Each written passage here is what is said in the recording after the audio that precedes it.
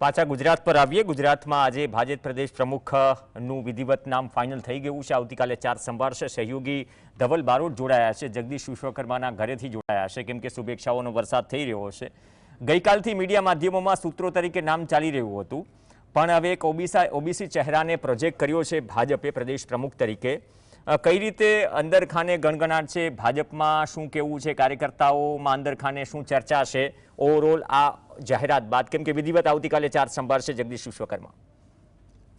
જે ચોક્કસથી પ્રવીણ વાત કરવામાં આવે તો જગદીશ વિશ્વકર્માનું નામ જે છે તે ચોક્કસપણે નિશ્ચિત થઈ ચૂક્યું છે, કારણ કે જે ચૂંટણી હતી તેમાં જગદીશ વિશ્વકર્મા સિવાય કોઈ અન્ય નેતા દ્વારા ફોર્મ છે તે નહોતું ભરવામાં આવ્યું। એટલે કે આવતીકાલે વિધિવત રીતે તેઓ જે પ્રદેશ પ્રમુખ તરીકેનો ચાર્જ છે તે સંભાળવામાં આવશે। તેમના નિવાસસ્થાને અત્યારે હાલ આપણે ઉપસ્થિત છે, તેને જે દ્રશ્યો છે તે બતાવવાના પ્રયાસ કરીશું કે જે કાર્યકર્તાઓ છે તેઓ પણ અહીંયા આવતા જતા જોવા મળી રહ્યા છે। અને બીજી તરફ જે ડેકોરેશન છે તે પણ અત્યારે હાલ ચાલુ કરી દેવામાં આવ્યું છે। જે તેમની સોસાયટી આવેલી છે વિક્રમ પાર્ક બંગલોઝ, તેની બહારના ભાગમાં પણ જે ડેકોરેશન છે, ભાજપના જે ઝંડા છે, હોર્ડિંગ્સ છે તે પણ લગાવવાની જે કામગીરી છે તે અત્યારે હાલ હાથ ધરવામાં આવી રહી છે। અને બીજી મહત્વની બાબત એ છે કે જે જગદીશ પંચાલના નિવાસસ્થાને તમે જોઈ રહ્યા છો તે પ્રમાણે જે ખુરશીઓ છે તે પણ પાથરી દેવામાં આવી છે।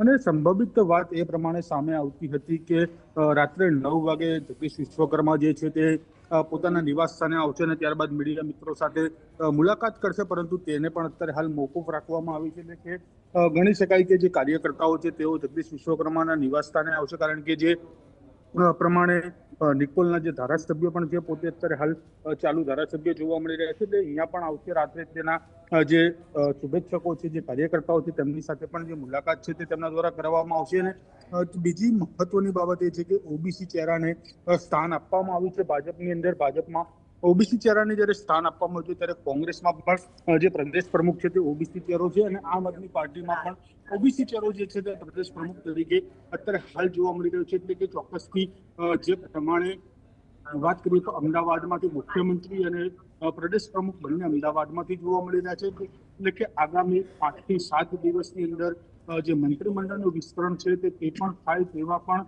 એંધાણ જે છે તે અત્યારે હાલ ભાજપમાં જે જોવા મળી રહ્યા છે। એટલે કે મહત્વની બાબત છે કે દિવાળી પહેલા થોડાક સમય પહેલા જ જે મંત્રીમંડળનું વિસ્તરણ છે તે ચોક્કસથી થવાની સંભાવના છે તે પૂર્ણ રીતે જોવા મળી રહી છે, કારણ કે અમદાવાદ શહેરમાંથી જ ભાજપના પ્રદેશ અધ્યક્ષ અને મુખ્યમંત્રી બંને આવતા હોય તેવી સ્થિતિ અત્યારે સર્જાઈ છે। એટલે કે પ્રદેશ પ્રમુખ બાદ મંત્રીમંડળનું પણ વિસ્તરણ થશે ને આવતીકાલે જે પ્રદેશ પ્રમુખ તરીકેનો વિધિવત ચાર્જ સંભાળતા પહેલા જગદીશ વિશ્વકર્મા પોતાના નિવાસ સ્થાને ભગવાનની પૂજા અર્ચના કરશે। ત્યારબાદ પોતાના નિવાસ સ્થાનેથી જે સમર્થકો છે, જે કાર્યકર્તાઓ છે તેમની સાથે જ રોડ શો સ્વરૂપે જે છે તે કમલમ ખાતે જશે અને કમલમ ખાતે જે પોતાનો ચાર્જ છે તે વિધિવત રીતે સંભાળશે।